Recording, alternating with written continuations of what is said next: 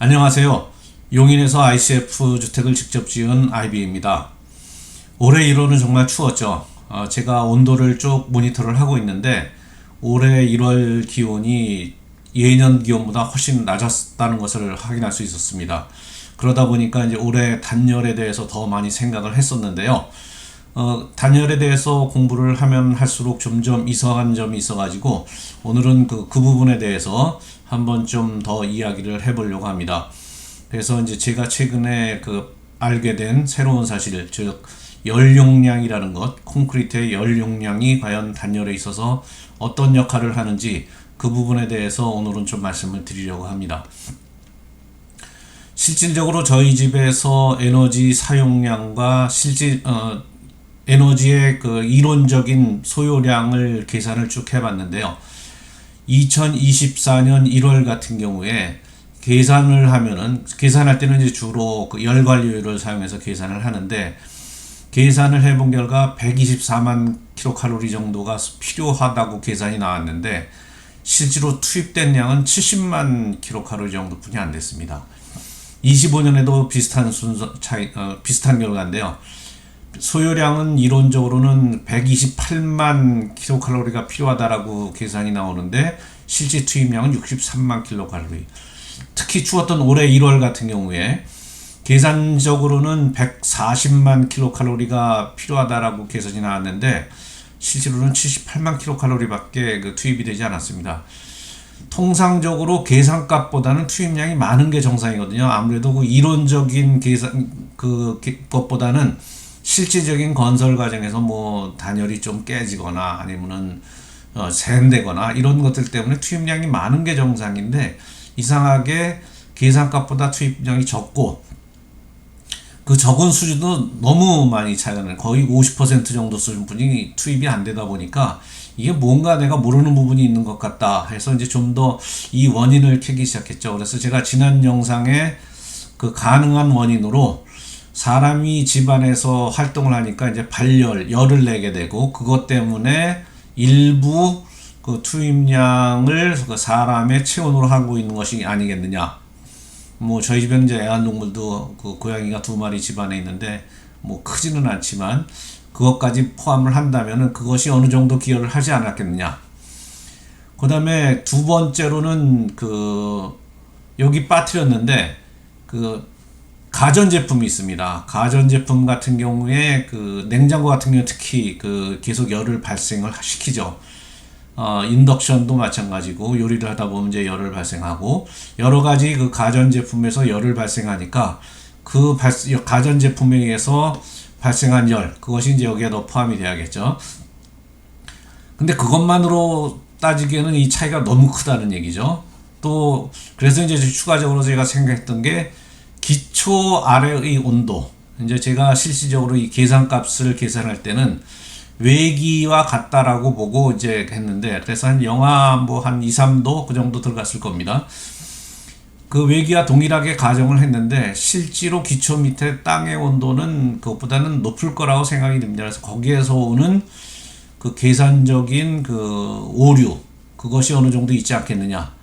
근데 이런 거를 다 감안해도 이렇게 절반 50% 정도 차이가 나는 거는 좀 지나치게 크다라는 생각이 들어서 지난 한 1, 2년 동안 왜 이럴까 여러 가지를 고민을 해보다가 최근 들어서 콘크리트의 열 용량이라는 거에 대해서 한번 조사를 해봤습니다. 콘크리트가 무슨 역할을 하는 것이 아니겠느냐 해서 하다 보니까 콘크리트의 열 용량이 저희가 생각한 것 이상의 큰 효과를 가지고 있을 것 같다라는 그런 생각을 하게 되었습니다. 그래서 오늘은 콘크리트의 열 용량에 대해서 말씀을 드리겠습니다. 그래서 이제 주택 에너지 효율을 결정하는 요소들을 따질 때 단열과 기밀, 이건 너무 많이 이야기되었기 때문에 더 이상 얘기하지 않아도 될 것 같고요. 거기에 추가적으로 열 용량이 굉장히 큰 영향을 미친다 라고 결론을 내리게 되었습니다. 이러한 결론은 이제 제가 인공지능에다가 여러 가지 수식, 그 다음에 조건 이런 거를 다 집어 넣어 가지고 인공지능에다가 계산을 시키고 해서 내린 결론인데요. 이러한 연용량이 굉장히 큰 역할을 하는데 이 부분에 대해서 어느 정도가 있는지 그 부분에 대해서 그 말씀을 드리기 전에 과연 연용량이 무엇인지 그것에 대해서 말씀을 드리도록 하겠습니다. 연용량이라는 것은 그 어떤 물질이 열을 저장하는 능력을 이야기합니다. 축열이라고 하는 거죠. 축열. 실제로 이제 그 전기 같은 경우에는 축전지, 배터리, 그 경우에는 이제 그 충전 배터리 같은 경우에는 에너지를 보존을 했다가 필요시에 이제 방전을 하고 이런 식이 되는 건데, 그것과 같이 열의 경우에는 연용량이라는 그 개념을 사용을 합니다. 그래서 연용량을 어떻게 계산하냐면은 밀도와 비열을 곱해가지고 그 연용량을 계산을 하는데, 재료별로 그 단위 부피당 연용량을 그 계산해 보면은 콘크리트 같은 경우에는 1423kJ, 그 다음에 일반 석재는 그보다 좀 높습니다. 밀도가 콘크리트보다 높기 때문에요. 2100kJ 정도. 그 다음에 물 같은 경우에는 비열이 높습니다.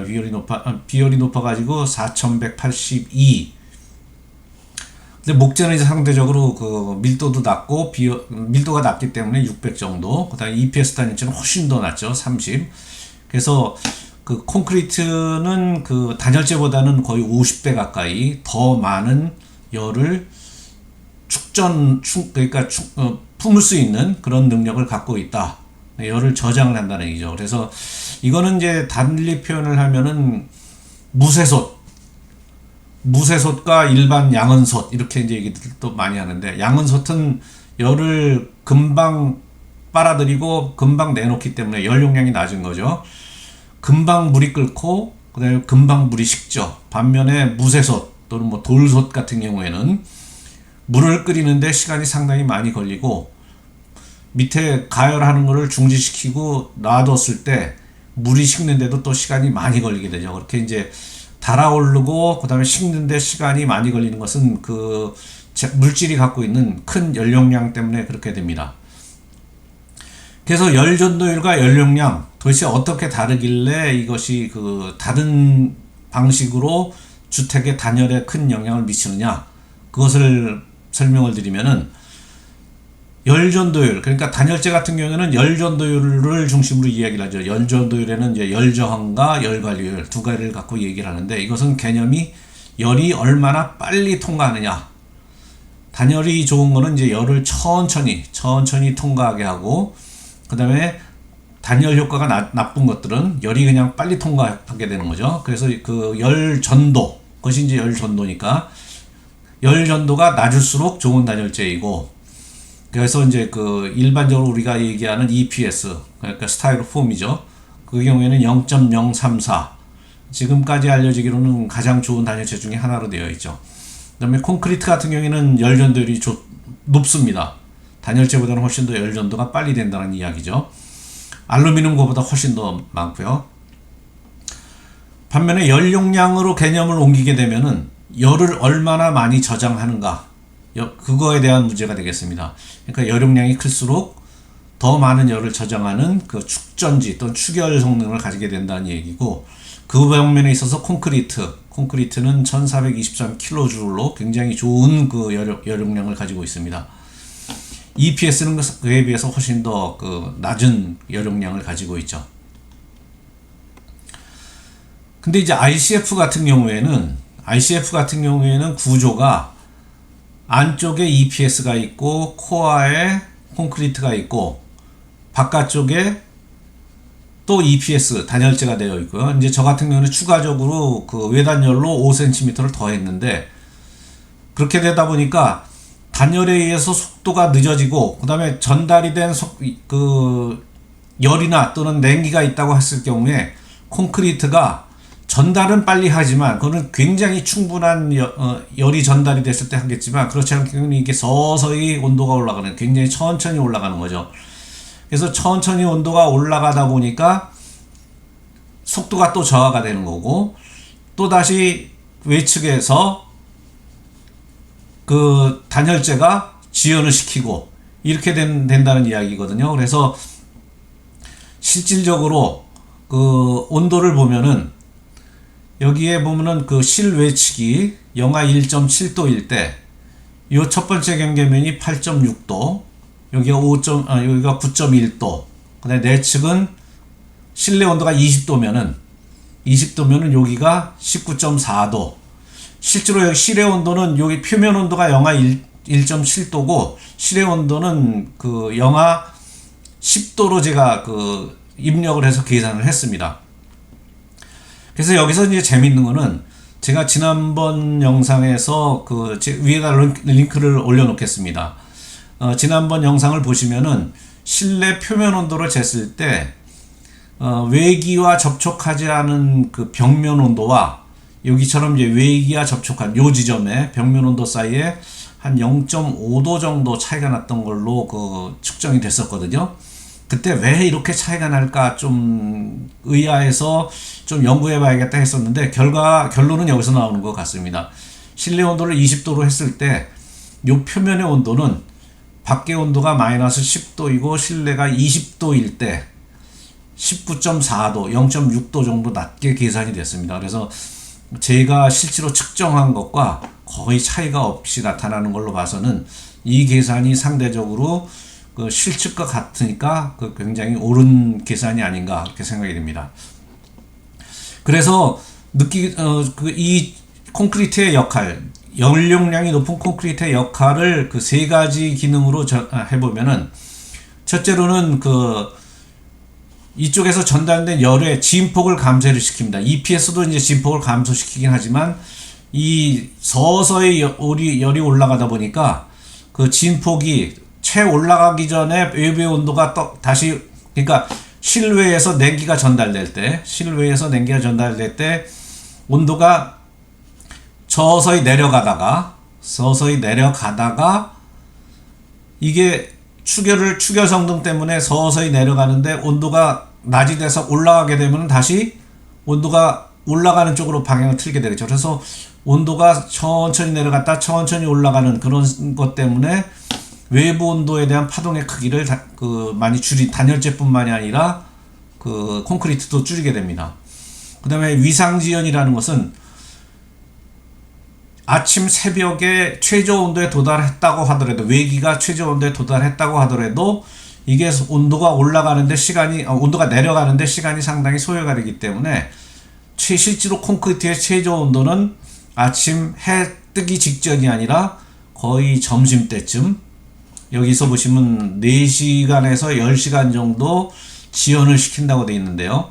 그 피크 온도를 그 정도 지연을 시키다 보니까 이게 최저 온도로 갈 때쯤 되면은 다시 실외 온도가 올라가 가지고 이것이 다시 그 상승하게 되는 쪽으로 방향을 틀게 되는 그런 위상 지연의 효과를 갖게 됩니다. 그래서 전반적으로 결과적으로는 온도가 상당히 안정화되는, 그러니까 EPS와 콘크리트가 같이 묶여 가지고 단열을, 그러니까 열 전도를 늦춰주고 그다음에 그 열을 흡수해 가지고 위상을 지연, 그러니까 피크 시간을 지연을 시켜줌으로 해서 전체적인 집안의 온도를 안정화시키는, 외기가 영하 마이너스 10도가 되더라도 실내로 전달되는 온도는, 실내에서 느끼는 온도는 19.4도, 그러니까 영상 19.4도, 이런 식의 그 결과가 나오는 거가 되겠습니다. 그래서 주요 건축 소재별 열적 특성으로 이제 그 열 전도율과 그 다음에 열 용량 이렇게 쭉 정리를 해봤는데요. 여기서도 보시는 바와 같이 그 콘크리트는 열 전도율은 상대적으로 높습니다. 목재보다도 그 높은 걸로 되어 있죠. 많이 높습니다. 반면에 열 용량은 비교할 수 없을 정도로 그 높죠. 그래서 이런 그 큰 열 용량 때문에 핵심 기능이 추결 기능이다.